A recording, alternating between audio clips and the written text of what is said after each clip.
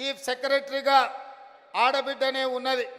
ఈరోజు మహిళా అధికారులు అనితా రామచంద్రన్ గారు కానీ, దివ్య గారు కానీ, ఈరోజు శ్రీజన గారు కానీ, వరంగల్ అదేవిధంగా హనుమకొండ కలెక్టర్లుగా ఈరోజు ఆడబిడ్డలే అధికారంలో ఉన్నారు. ఇవాళ ఈ వరంగల్ కార్పొరేషన్కి మేయర్గా కూడా ఆడబిడ్డనే ఉన్నది.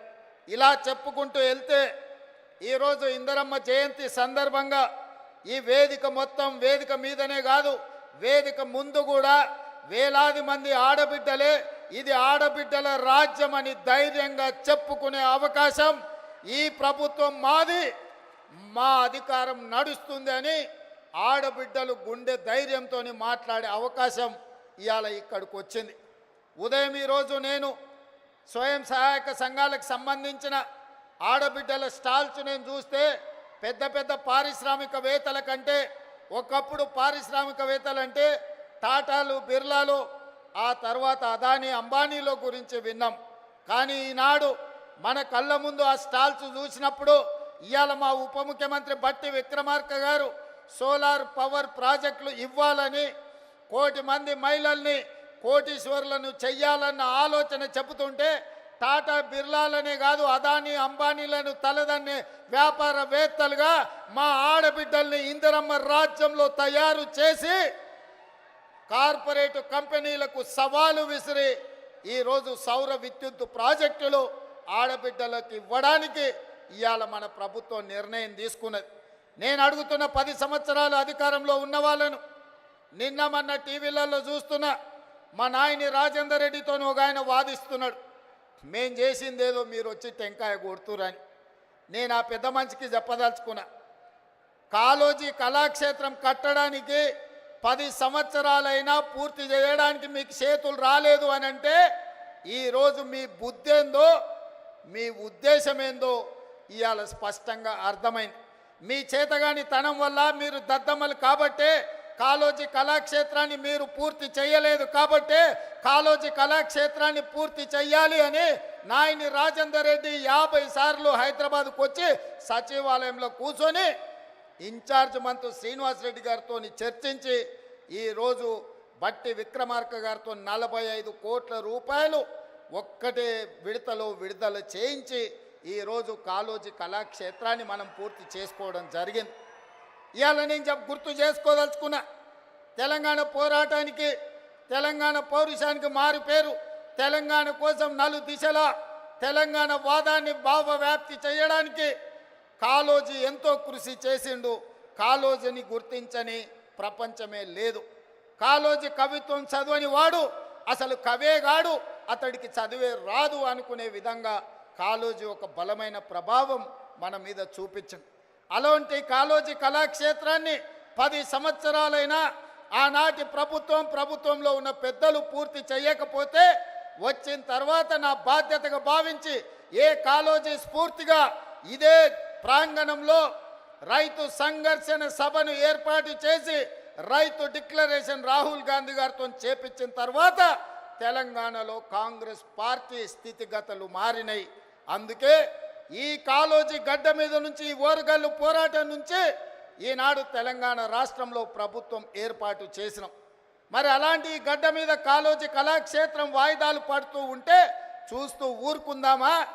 ఏది ఏమైనా ఎంత ఖర్చైనా కాళోజీ కళాక్షేత్రాన్ని పూర్తి చెయ్యాలన్న పట్టుదలతోటి ఇవాళ కాళోజీ కళాక్షేత్రాన్ని పూర్తి చేసుకొని ఇందిరమ్మ జయంతి నాడు ఈరోజు మనం ప్రారంభించుకున్నాం. మీరు చేయాలన్న ఆలోచన చేయలే.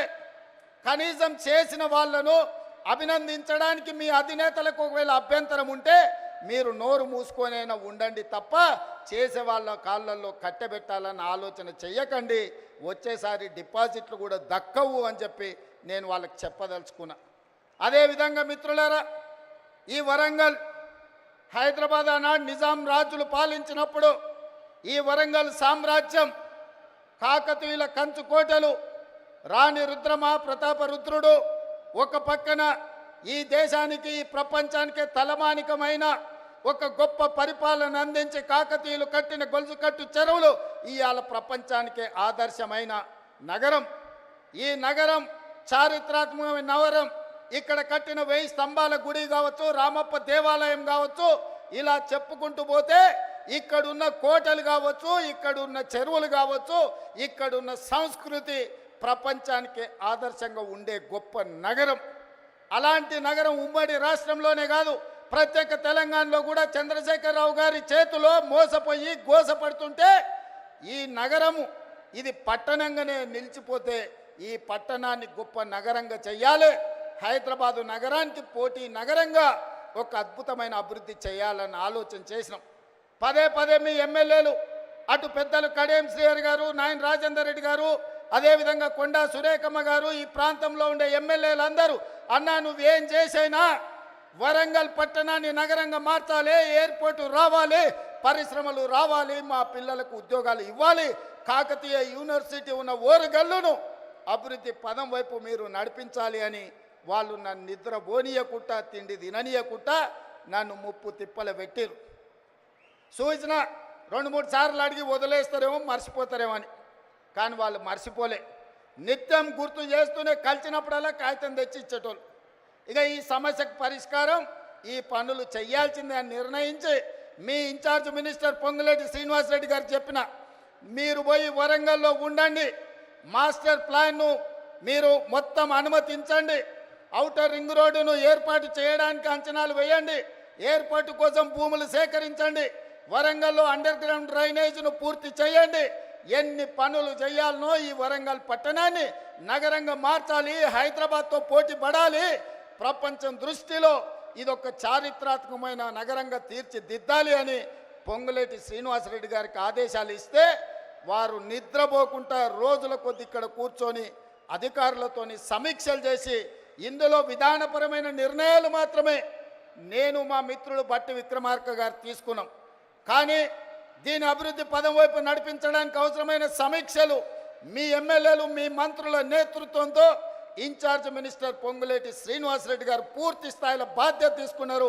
మా వరంగల్ మిత్రులందరినీ కూడా నేను అడుగుతున్నా, మీరు పెద్ద ఎత్తున చప్పట్లు కొట్టి అభినందించండి. ఎందుకంటే మీకోసం ఖమ్మం జిల్లా మీద కూడా దృష్టి పెట్టకుండా వరంగల్ జిల్లా మీద దృష్టి పెట్టి వరంగల్లో పనులు చెయ్యాలి అని కడియం శ్రీహరి గారు కలిసినప్పుడు వారు మాకు ముందు నుంచి చాలా సన్నిహితులు, మీకు తెలుసు. వారి పట్ల నాకున్న గౌరవం కూడా మీకు తెలుసు.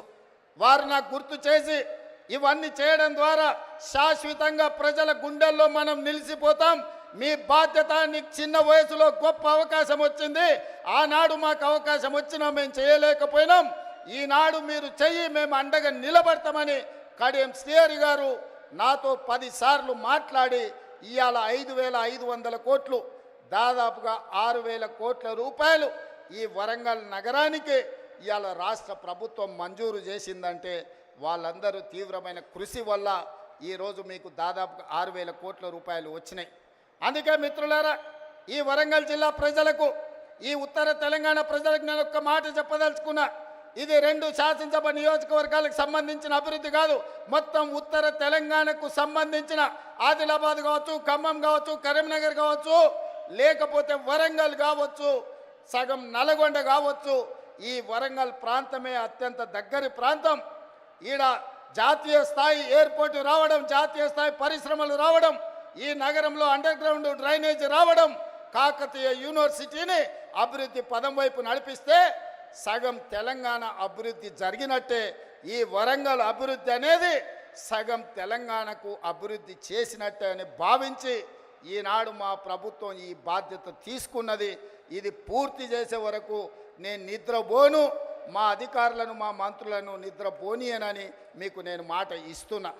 ఎందుకంటే నేను నిన్న మన మహారాష్ట్ర ఎన్నికల్లో పోయినా, ఎన్నికల్లో ఎక్కడ పోయినా ఎయిర్పోర్ట్లు ఉన్నాయి. నేను ముంబై, పూణేనే అనుకున్నా, కానీ సోలాపూర్ పోయినా, నాందేడ్ పోయినా, ఎక్కడికి పోయినా ప్రతి 100-150 కిలోమీటర్లకు బస్సు డిపోలు ఉన్నట్టు మహారాష్ట్రలో ఎయిర్పోర్టులు ఉన్నాయి.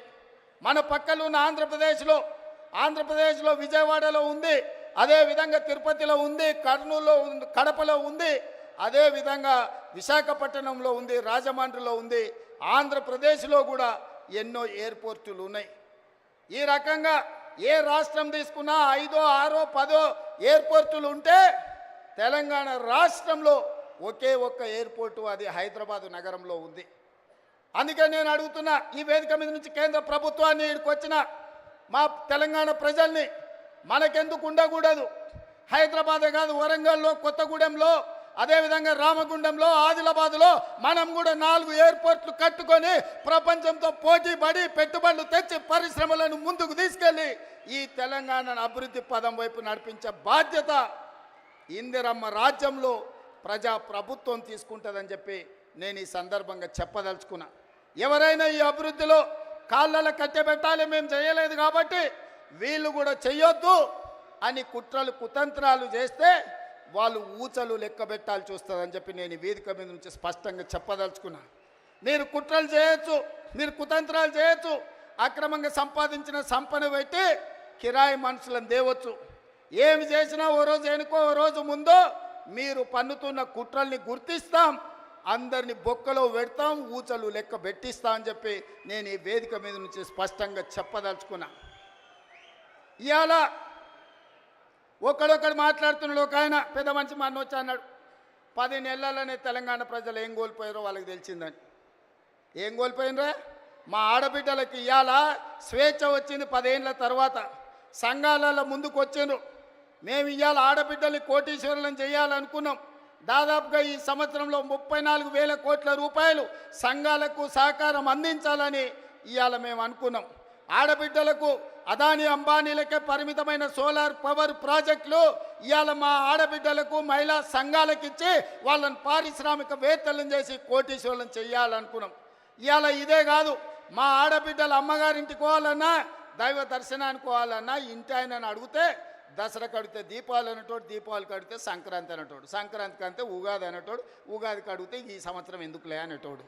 కానీ ఇవాళ ఈడ వేలాది మంది మా ఆడబిడ్డలు వచ్చారు. అక్క ఎవరైనా బస్సు ఎక్కితే ఒక్క పైస ఎవరైనా అడుగుతుర్రా?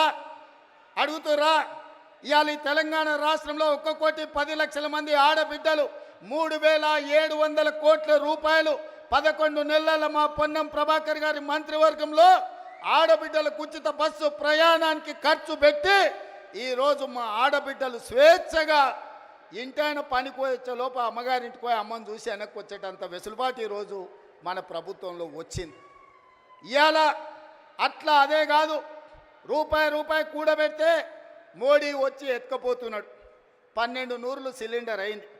ఆయనలో సోనియమ్మ ఆడబిడ్డల కట్టెల పొయ్యి కష్టాలు, కన్నీళ్ళ పొగతో ఊపిరితిత్తుల్లో పోయి క్యాన్సర్ వచ్చి చచ్చిపోతుంటే ఆడబిడ్డలకు సిలిండర్ గ్యాస్ పోయి ఇచ్చి 400 రూపాయలకే సోనియమ్మ సిలిండర్ ఇచ్చింది.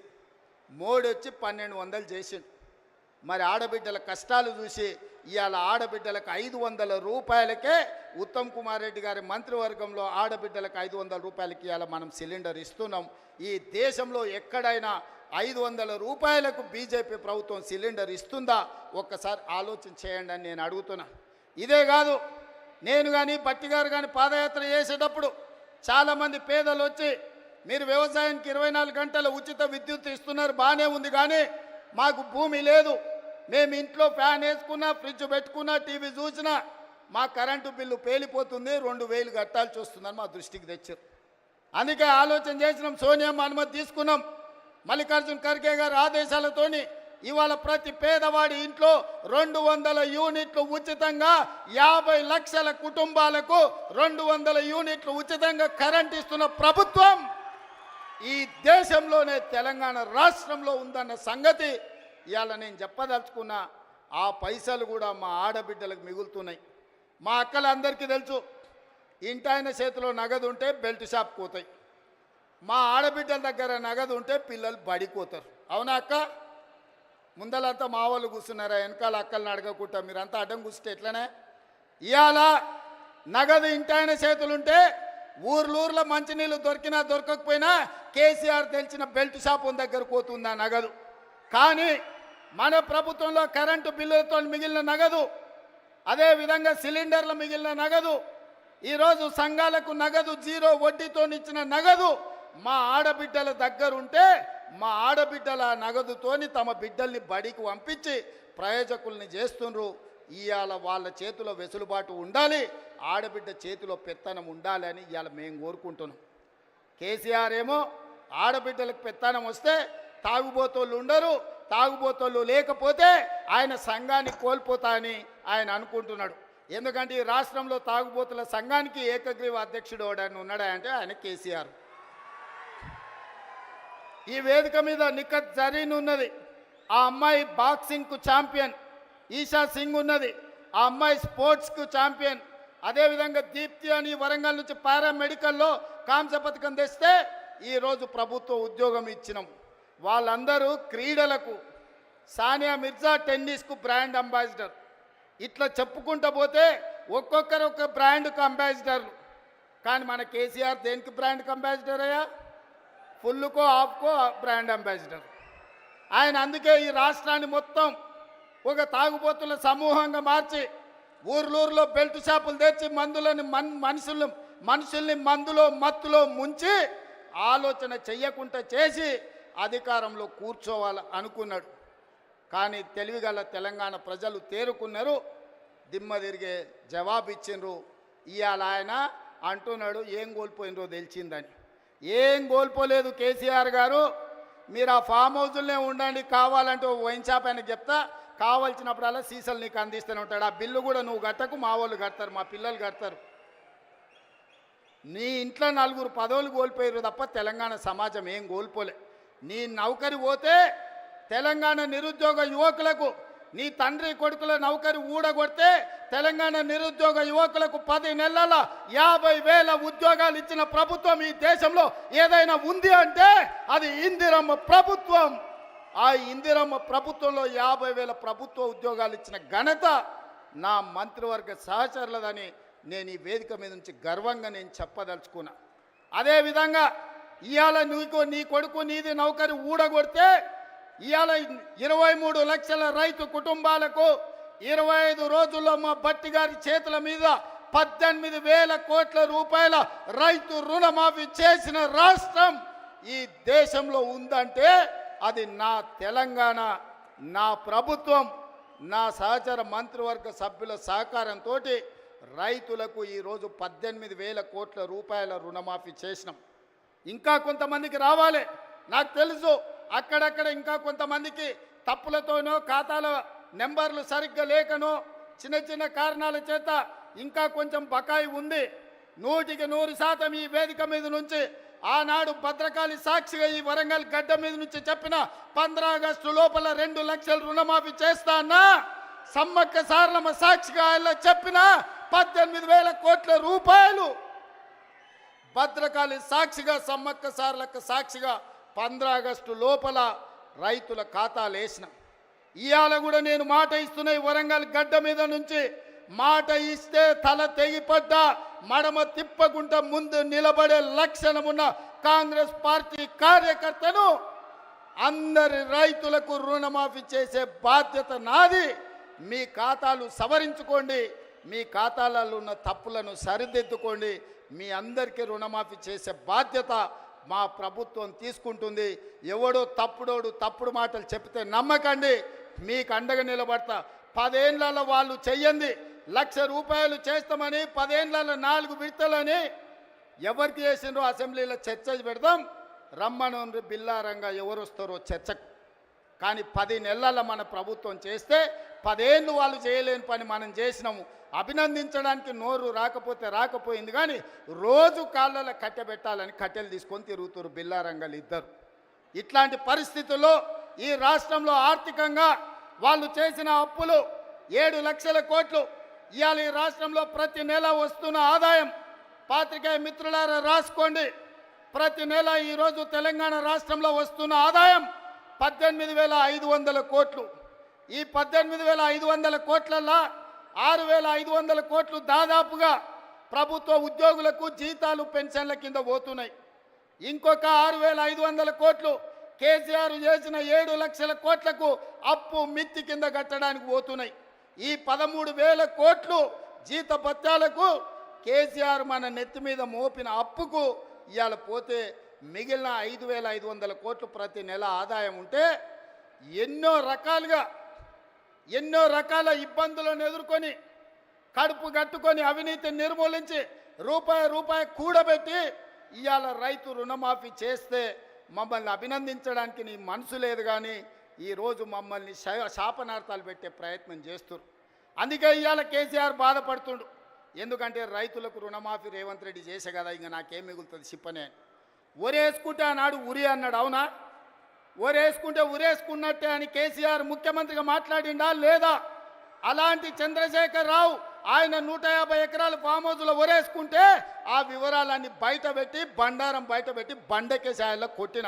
ఇవాళ బాజాబ్తా తెలంగాణ సమాజం 66 లక్షల ఎకరాలల్లా 1,53,00,000 మెట్రిక్ టన్నుల వరి ధాన్యాన్ని స్వతంత్రం వచ్చినప్పటి నుంచి ఈ రోజు వరకు ఏ రాష్ట్రం, ఉమ్మడి రాష్ట్రం ఆంధ్రప్రదేశ్లో కూడా 23 జిల్లాలు ఉన్నప్పుడు కూడా ఇంత పంట రాలే.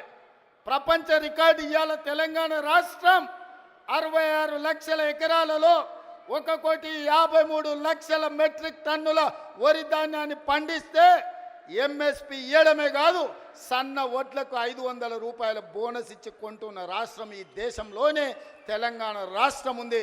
రైతులను ఆదుకున్న ప్రభుత్వం ఇందిరమ్మ రాజ్యంలో ప్రజా ప్రభుత్వం అని నేను చెప్పదలుచుకున్నా. ఇవన్నీ కోల్పోయిన టాన్ కేసీఆర్ని అడుగుతున్నా, నీ దుఃఖమేందో నీ బాధ ఏందో నువ్వు చెప్పింది నిజమైతే రా అసెంబ్లీలోకి రా, చర్చ పెడదాం. తారీఖు నిర్ణయించు చంద్రశేఖరరావు, ఏ రోజు చెప్తావో ఏ సమయం చెప్తావో ఆ రోజు అసెంబ్లీ పెడతా రా. నువ్వు ఓడితే ఇంట్లో పోయి బంతవా? రాహుల్ గాంధీని చూసి సిగ్గు తెచ్చుకో. 3 సార్లు ఓడిపోయినా ప్రతిపక్షం ఉండి కన్యాకుమారి నుంచి కశ్మీర్ వరకు 150 రోజులు 4,000 కిలోమీటర్లు మండు టెండలో మంచు కొండలో పాదయాత్ర చేసి ప్రజలకు అందుబాటులో ఉన్నోడు అంటే బాధ్యతాయుతమైన ప్రతిపక్ష నాయకుడు. అధికారంలో ఉంటే దోసుకుంటా, ప్రతిపక్షంలో ఉంటే ఫామ్ హౌస్లో వండుకుంటా. ఇదా నీ విధానం? నిజంగానే ప్రజలు కష్టాలలో ఉంటే ఫామ్ హౌస్లో గాడిది పండ్లు దొమ్ముతున్నావా? రా ప్రజల్లోకి వచ్చి మాట్లాడు.